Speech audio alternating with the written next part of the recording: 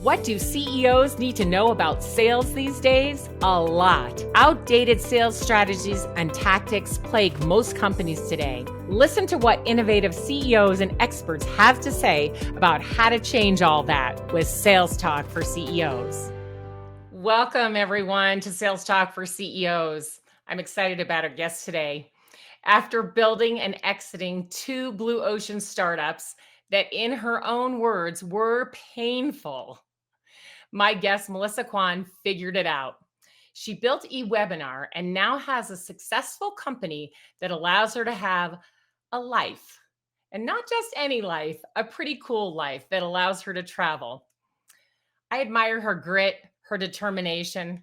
I like the way she thinks, learns, and adjusts. It's something we can all be better at. I'm excited for her to share her journey and the lessons that she so openly shares also on LinkedIn if you're following her. Welcome to the show, Melissa. Thanks for having me, Alice. So many things to talk about, but let's start today by having you tell us briefly what eWebinar does, your current company. Yeah, so eWebinar automates webinars. So we turn any video into a webinar that you could set on a recurring schedule, meaning all your demos, onboarding, training sessions that you're doing live right now that you wish you could be doing more of, or you wish that someone else could run them for you. You can record a video, put it in our software, and we actually run them for you hundreds of times every month. So you can do as many webinars as you want without actually being in front of a camera to do it.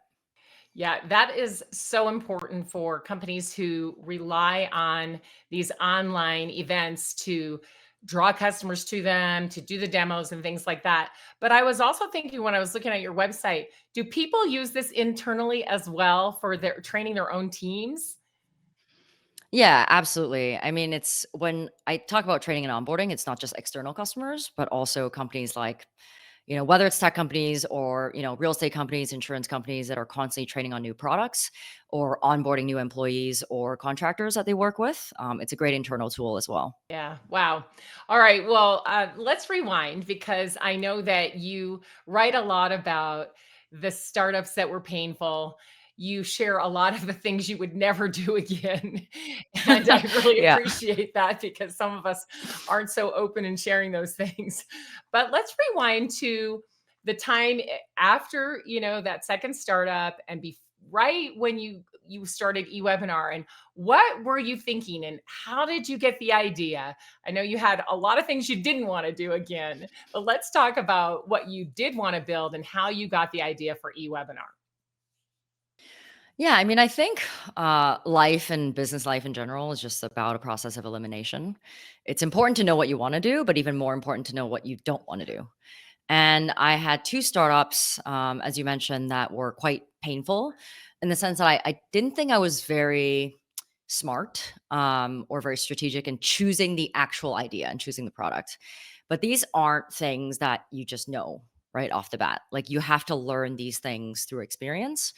And I had a decade of trying to work out two companies. They were fine, but it never really got to a place where it was truly exciting that I really want to stick around with it. And so after my last company was acquired, I finally, I guess, had the luxury to think about if I were to do this again for the next 5 to 10 years, what would that company look like to give me the life that I want? And it's important to think about it that way because in my previous company, I had to do a lot of things that I didn't want or didn't love to grow the company. So things like, because it was an enterprise sales product in a real estate industry, everything is very relationship based. Software and relationships are really made, person to person. So on the first quarter of every year, I'm on a plane every week going to different conferences, kickoffs, and, sitting at booths. And, I am I guess I'm one of the few bootstrap startups and one of the newer startups. So I didn't have the resources to actually attend all those things. And while everyone had such an elaborate booth, I would just have, a tablecloth and an iPad. So, and I would do a lot of these things on my own, whereas companies would, send their teams there. So it wasn't like a fun activity for me as it was for much bigger companies. So I knew coming into a new business, regardless of it needed to be something that I could do with very little resources, being bootstrapped. It had to be something that I could sell 100% through the internet. I couldn't tie my time to my business because it was also at that time infringing on how much time I could spend on living and having fun. And at the time, I was also digital nomading. So I left New York to travel full time for 3 years. So not only was I operating my business very kind of one on one, person to person, and needing to fly across the world for an event, I was doing it on opposite time zones. So I just didn't want all those things in my new business. So even before coming up with the idea of eWebinar, I just made a list of 10 non-negotiables that I have to have. So what are the 10 things I have to make sure that I can live well and, I'm not doing things that infringe on my lifestyle and my happiness. So after that, I had a bunch of ideas that were kind of floating around in my head. And the idea of automating webinars, which was really a pain that I lived with in my previous company, Spaceo, I was the person doing all the demos, all the onboarding, all the training, because I was the only salesperson. So I was the only non-product person. So really living the pain of doing the same webinar over and over to retain a customer and onboard a customer, but also having extremely low attendance rate. Because anyone that's run a webinar before knows that 100 people sign up, 20 people show up, and then at the end, maybe 5 people are left, right? But you still have to do these things, and it's fairly soul crushing. So not only was eWebinar the idea that fit those 10 non-negotiables, it was just also a problem that I knew intimately well, right? So well that over the course of the last 5 years growing my previous company, every quarter I would search Google to see if there was a company that solved this problem. And while there were, software, evergreen webinar software out there, there just wasn't something that was built to the extent and had all the features that I needed to run my business. So after, 2 months after Spaceo was acquired, I decided this was a company this was the product idea that I was going to move ahead with. And one other thing was I learned having 2 blue ocean startups that the best opportunity is actually not building something brand new that doesn't exist in the market. The best opportunity is actually finding a product that exists with a, validated business model and introducing it in a blue ocean, in a blue ocean market. So maybe in a market that doesn't know this particular product, but this product exists for kind of another market. So horizontal expansion. So that was just one thing I learned Yeah. as well. You did a couple of things that I really want to point out. One is that you took the time to think about what you didn't want and what you did want. And I'm curious if you had any help doing that, or if you belonged to a CEO organization, or you had a coach, or if it just occurred to you to, okay, I've got some time now because I've sold this other company, I'm going to travel, but I'm going to think about what I want and what I don't want. I mean, how did that piece happen? Because I think that's something a lot of CEOs are missing. They're just not doing it.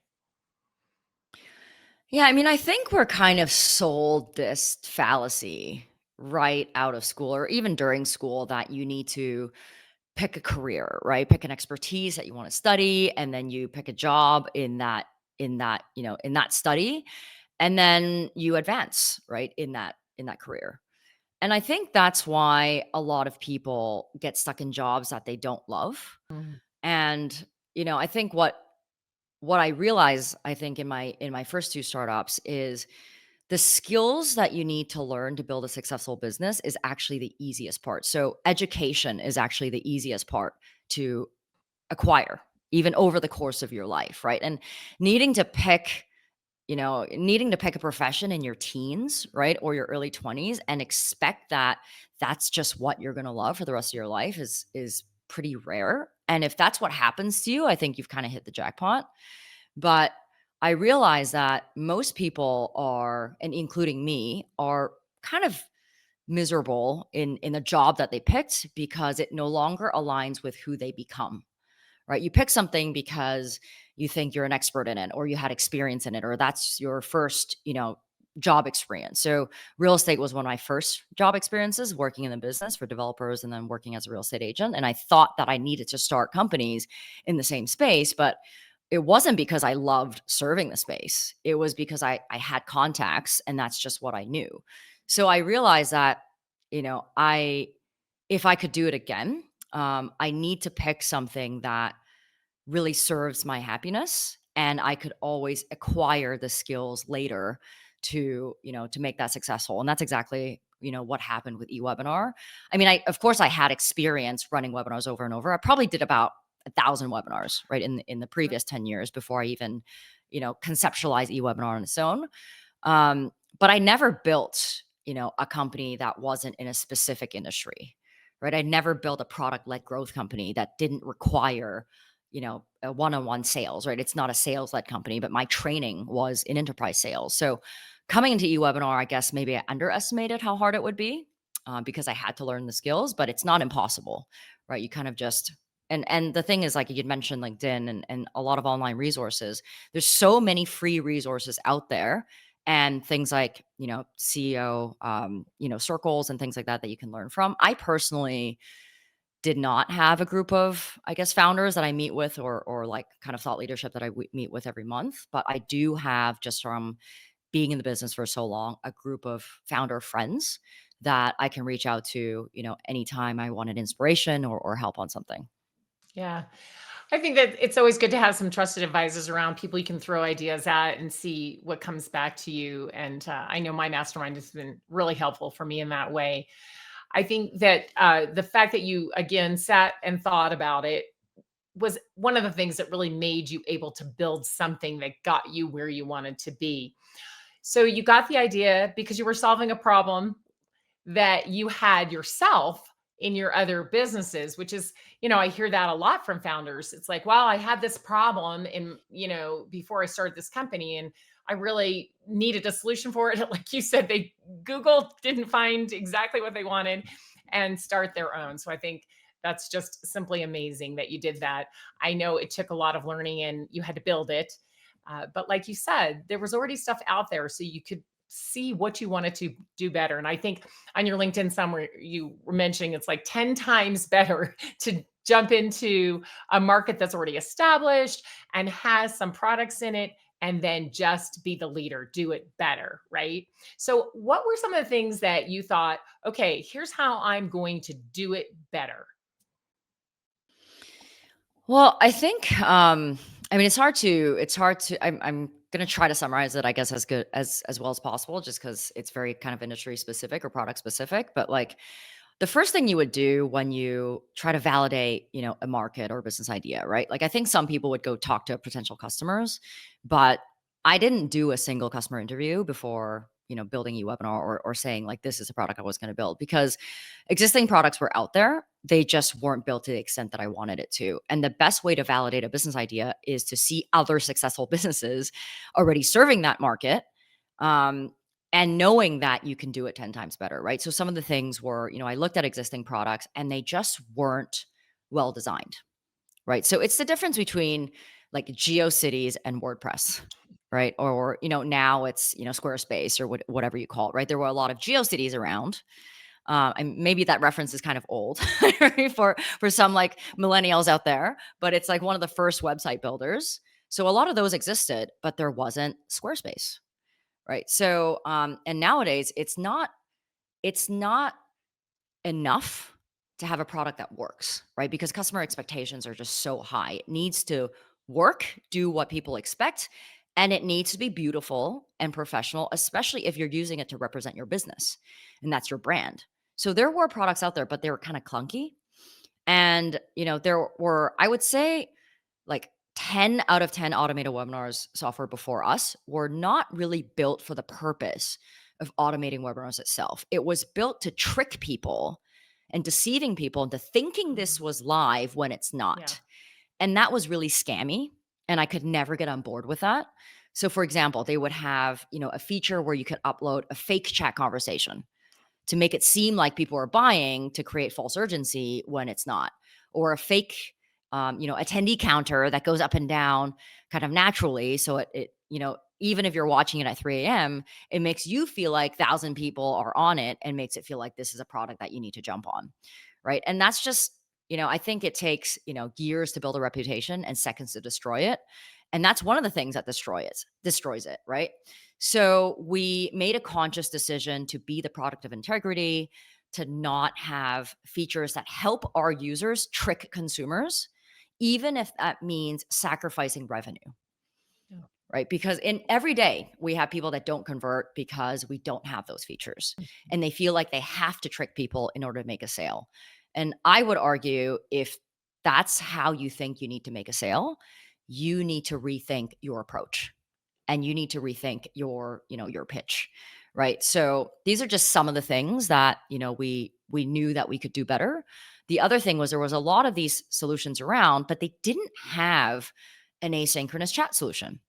You couldn't hop in and respond in real time like a support chat, if you happen to be on your phone, or reply later through email if the person is offline. So they had a chat box, but it was like a fake chat box that looked like a chat box, but it really just sends an email, right? So if someone says, I don't get this, you actually get an email and you have to reply through an email. So they're not getting your message in real time. So there were features that were built for webinar automation, but not thoughtfully, so someone could actually use it to automate their business 100% with integrity. So these are just some things that we pointed out. And I think a lot of webinar automation solutions, they copy like a Zoom, right? They try to copy a live stream solution. But the problem is, an automated webinar solution is not a live stream. It is closer to a video, right? So what we did was, we didn't take inspiration from any webinar companies. We took inspiration from how people consume video today. So like Netflix, the Disney TV app, how people navigate on the Apple TV app, how people, chat and interact with Twitch. So really taking video engagement solutions and creating our own software, and our own way to, I guess, create the webinar experience, rather than taking inspiration from, a Zoom or, a GoToWebinar. Yeah. Wow.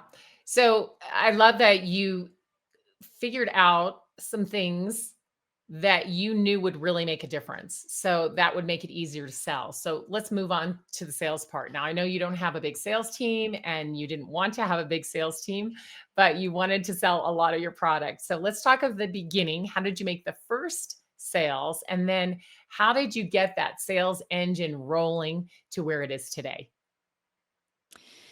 Yeah, so I have never had, in all my companies, more than myself as a salesperson. So with my previous company, it wasn't difficult because we were in enterprise sales. So every sale was one on one, but every contract value was big, right? So by the time we sold, we really only had, I think, 100 or a little over 100 customers. But for eWebinar, it's a low cost product, right? People come in, sign up on a trial on their own, give you back, give you their credit card, and they either continue or they cancel if they don't feel like this is the solution for them. And we call this like a self-serve SaaS, right? So I think every company, regardless of what you're selling, has to start with founder-led sales, right? So whether it's software or whether it's a restaurant or a coffee shop, right? The founder has to be the biggest evangelist for yourself and the business. So how eWebinar started was, I just made a list. I went through all my phone, all my emails. I made a list on Google Sheets of every single person, every company that I thought could use this product in their business. So I think there was like 150 or 200 people on that list. And I just went out and reached out to every single one of them to tell them, can I set up 15 minutes to tell you what I'm doing next? And because a lot of these people were either past customers or just like founder friends that I knew from, other vendor buddies that I knew from conferences, like serving the real estate industry, it was easy for me to get that first call, just to tell them that, what I was doing next. And because I knew the problem so well, I knew that anyone that sells repetitively, anyone that sells SaaS software, anyone that has a software or service to train on an ongoing basis, has a need for this product. So I was able to tailor my pitch, according to what I thought their need was going to be. And if they said, yes, I'm going to try it, then I would set up a separate call and watch them sign up on eWebinar, because no one has used it before, watch them create their first webinar. And our first 100 customers, we gave them an extended trial for 2 months. But they knew that after the trial that they had to pay if they were going to continue. So because we were bootstrapped, we do not have the luxury of having a beta product. Like everything out the door has to have a price tag attached to it from day one. So founder-led sales was really how I got started. I would say that's probably how we got our first, 150 customers just from friends of mine. But every time before I get off a call, I would also ask for referrals, right? Do you know anyone else, in your realm, in your network that you could introduce me to? And I would forward them an email that they could easily forward. So I'm trying to remove work from their plate to refer me so they could introduce me to their friends or their customers. Um, but I would say within 9 months of the first product launch, I had kind of run out of leads, right? So, I tried everything. Like I tried to do cold email outreaches because that's what I knew, right? I knew one-on-one sales. I did not know product-led growth. I did not know marketing and SEO.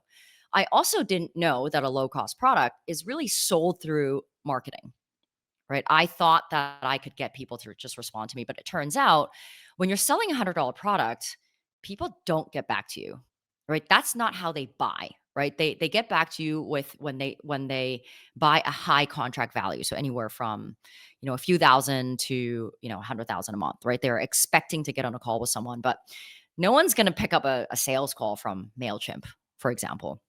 So after I ran out of leads, I tried, doing LinkedIn outreach or cold email outreach. None of that really worked. And then I just looked at what other companies around the same price range were doing. And I saw that they were trying to build an audience through LinkedIn, through Twitter, and also through SEO, writing content. So that's when I really dove into what is SEO and keyword research and what do we need to do? So luckily my COO, he's kind of jack of all trades and he's got a content background. So we hired an SEO agency that we couldn't afford to do the work for us to teach him how to do SEO from the ground up, right? Really starting from keyword research and all those things, and what are the long form pieces we have to write, and how do we figure out the best pieces of content so we exist on the internet. And that's also when I started writing on LinkedIn. I started writing on LinkedIn 4 to 6 times a week, every week about a year and a half ago. And now that I'm getting more traction and more engagement on each post, I'm writing longer posts that take longer time to write. But I'm only doing it, 1 to 2 times a week now. And if you want to know anything about her strategy for LinkedIn, she spells it out on LinkedIn. So follow Melissa and you can read that. I think it's genius. I love that you tried a lot of different things and you took a course and you studied and then you figured out what works for you personally. And I really enjoy your posts. They are long, but I read them because they're so interesting and you really give people actions like here's what I did or here's what you can do. So you leave that post feeling like, oh, okay, now I can take this information and do something with it. Besides the fact that you just really share openly a lot about your business, which is very appreciated. So you're writing once a week now on LinkedIn. And how does that drive traffic to eWebinar? Yeah, so I think it's important to mention that we do a lot of demand generation and audience building. Um, the primary CTA is to get people to our website, right? I never write about my own products Right. and what we do, because like I think people are kind of allergic to advertising. They just have an adverse reaction to you talking about yourself. So my profile is written in such a way where everything, talks about what we do currently, what our product does currently, and then the CTA is going to our website. Every blog article that we write, we've got, our demo widgets, like if, planted all over the page. We've got a little demo pop-up that says, hey, if you want to learn more about eWebinar, click here. And, I mentioned that I don't have any salespeople. It's because the demo of eWebinar is the demo that we deliver through our software. So as you're in our software, I'm introducing the software itself. So it's kind of a meta experience. And there really is no demo that I can do or human can do one-on-one to demonstrate the experience that your customers can get if you use our software. And so when I'm creating eyeballs, I guess, right? Like creating awareness for myself, my journey, people will be like, okay, what is this? What does this person do? They come to my profile page or our website and maybe something on there resonates with their business, and hopefully they'll come to our site and join the demo. And so now I think about 20% of, and it's self-reported. The first question we ask is, how did you hear about us through our demo? 20% of people that come to our demo is through LinkedIn, and we get about 4,000 demos a year. So, and I do 0 of them right live. So this software is just kind of like it is my sales team. And that percentage started from about 7%. So over the course of a year and a half, that's risen to 20%. And that's pretty interesting. And there's another 10% that is just pure word of mouth. And I don't know specifically what word of mouth can be, but it could very well be you reading a post, you seeing my profile, and then you telling a friend. If a friend is saying, hey, I don't know how to do all these demos and onboarding, you're like, hey, I know this person and I've heard of this company. Maybe you should check it out. Right. So that's how I think it drives direct and indirect traffic. It's very, very hard to measure attribution because we don't buy ads. We don't spend any money on ads. We only spend about $1,000 a month for retargeting, right? So we want to make sure that we own our own audience. If they come to our website, they might see us again on Google or Facebook, but we're not using it to generate new demand because we can't possibly spend enough money. So attribution, I think, is really hard in the world of dark social. Yes. But we have to have faith that everything we do moves the needle a little bit, but also understanding that there isn't one magic bullet. Like, I wish there was, because if there was, we'd be doing it. But it's podcasting, it's LinkedIn, it's SEO, it's partner content, it's integration partners, it's all of those things that I think collectively move the needle so that, the business eventually kind of grows on its own. Yeah, you mentioned a lot of things that I think any company can do, regardless of whether they do have, 25 or 100 or 1,000 sellers, or whether they're doing the sales themselves, or whether it's product-led growth, or like you said, marketing really helps you sell a product like yours, right? But there's 2 of them I want to stay on for a minute because I really firmly believe that too many CEOs disregard the power of LinkedIn. And like you said, it is hard to directly attribute what comes from that. But I know from yourself, other people that I follow, from my own work on LinkedIn, it builds community. And like you said, people read your posts not because you're writing about eWebinar, but because you're writing about something they're interested in, and then they want to get to know you better. And of course, they can look at your profile and see what your company is. So it's obvious, right? So we don't have to write about our company and our products and our services necessarily on LinkedIn in order to drive traffic. What we have to do is write about something that we're passionate about and that interests us. And that will drive the traffic for people to be curious and go on. So I really enjoy the way that you do that on LinkedIn. Let's talk about the podcast, because I think that most CEOs overlook this completely. And a few CEOs occasionally will be on a podcast. I think there's so much power in it. But not only have you been on over 100 podcasts, you host your own podcast as well. And remind me the name of it so I don't have to put my glasses on to look at my notes. Yeah, it's called ProfitLed. And it's really about, profit-led businesses. So my first season was just interviewing other bootstrap founders and growth strategists on how they've been able to build a business, bootstrap with very little resources. But that was capped at 15 episodes. And then the second season is really just my COO and I talking about our journey to $1 million, and just diving in one episode, one topic per episode on things that we've done that worked and didn't work. Yeah. Well, I've listened to a few of your episodes and I really enjoy your podcast. And I think that it's a lot of work. I mean, I know because I do a podcast. It's a lot of work. Yeah. So I'm not recommending that every company run out and start a podcast. Absolutely not. But if it's something you have passion about and you want to do it, I think it's certainly a great idea. But being on over 100 podcasts, that's a lot. And I think if CEOs would get on 5 podcasts a year, it would be great, because then they have that content to keep repurposing. But Tell the audience about why you decided to go that route and how you feel that it really helps your business and your brand. So it's kind of interesting how I came across that. I didn't know this existed. And there was, a guy in my demo, I think like a year and a half ago. And he was like, "Hey, this offer is really cool. How do you market it?" And I guess he was just a marketing guy and he was just curious. And he was like, "Oh, I'm trying this new thing called podcast marketing, and I hired an agency to place me in a podcast. You should give it a shot."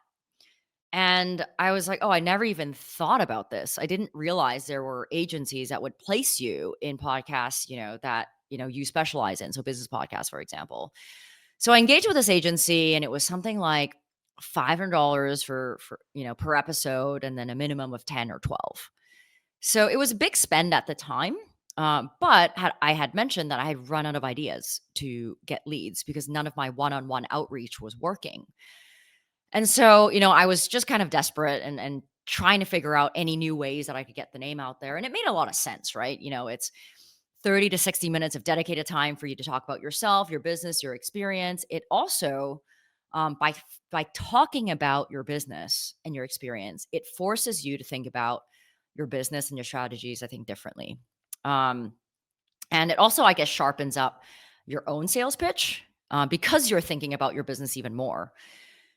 The thing is, when I started with this agency, they have a model where I guess they all kind of work the same, where they interview you and they ask you, "Okay, Alice, what is your area of expertise? What are the types of podcasts you want to get on?" And they promise to get you on 10 episodes, for example, but you can't reject those episodes. So if you reject them and they don't fit your profile, you are forfeiting your 500 bucks. Right. And it kind of makes sense, but it also doesn't because, 500 bucks is a lot of money. Um, but if they kept putting people into shows and they keep getting rejected, that's a lot of work for them. So I also kind of understood that. And I was also equating $500 an episode to a backlink, right? Because we were also looking at backlinking strategy. We were not existing on the internet yet. So we needed to build domain authority. And a backlink is anywhere from $300 to $500, depending on the domain rating of the other company. And I know this because I also tried paying a company to do backlinking, which was also not that successful. And the problem was most of the shows that this company was placing me on were just not very good. Right. And even though they were business podcasts and they were quote unquote on the top 20%, there are so many podcasts out there that it turns out that it doesn't take that many downloads to be top 20%. So I was getting to shows where hosts wouldn't show up or, they were unprepared, they were unscripted. And a lot of times, like I was carrying the conversation because they had done so little preparation. So then at the time, I'm like, why am I paying someone $500 an episode to place me? I can just try to place myself because I am a salesperson. So why don't I just try doing that? And I just spent a month, and all I did was I looked at podcast marketing outreach, on the internet, and I just read about what other people did, and I put in my own system. And it's no different than selling anything else, right? You write a tailored pitch to the host, telling them about what you do, your expertise, and then you wait for them to respond. Then you check in once more. And I think within a month, I had placed myself onto like over 10 podcasts. Wow. And then I just kept doing that. And then the more shows that you can reference, the more attractive, I guess, you seem as a guest. People hear So you on other podcasts like, oh, I want to get her, or they, like I know other podcast hosts, and oftentimes I'll ask them, oh, who have you had on? That's in fact how I found you from my friend Park Howell. I'm like, who have you had on that I should have on? And so he mentioned you, and then I started following you and became a huge fan. Well, and that's the thing, right? The other thing about writing on LinkedIn and staying in front of people is they remember you. There's no way that Park would remember me just from one show. Like he interviews people on a daily basis, right? So you're right. Like after getting, staying in front of people, getting on some shows, building relationships with hosts, but also building relationships with other founders and other entrepreneurs that also leverage this strategy. we're kind of like referring each other. And I think 30% of my shows now come from friends that have been on other great shows, that also want to give me the exposure, or they want to look good by referring a guest to, a host that they're trying to build a relationship with. Yeah, yeah, very good. So, being on a podcast, again, there's no way to attribute directly what comes from that. But do you ever get an inquiry and that is one of the answers? Oh, I heard you on podcast. Yeah, so when I say that, the first question we ask in our demo, just like from a poll that pops up, is where did you hear about us? And podcast is one of those channels. So about 10% of people that come through our demo are also from a podcast. And then we try to get really specific about which podcast, but people don't They generally don't remember. remember the name. Yeah, and that's why it's so hard for attribution. Or they'll be like, "Oh, I heard from you from someone," but it could be someone they work with, or maybe a podcast, or maybe someone that heard about me through a podcast and then told a friend. So while I don't think a lot of things we do has direct attribution, I also don't know what we do has no attribution. So in that way, we have to continue doing everything because for me, because we're so bootstrapped, one customer is a customer that we didn't have yesterday. And it's really not a ton of effort to sit there for 30 to 60 minutes, just talk about something you already know. Especially I think for salespeople and for CEOs that are just used to presenting and pitching. It's a pretty easy hour to spend. Yeah. What's your number one lead generation method? What brings in the most? Yeah, it definitely is SEO and content. It's not a strategy that I run myself. It's my COO that runs it. But over 50% of traffic that come to our demo is just from search, right? Just from people typing in things that they're looking for, whether it's how to repurpose a webinar, how to make a video more engaging, how to do less webinars, how to automate webinars, evergreen webinars, so things like that.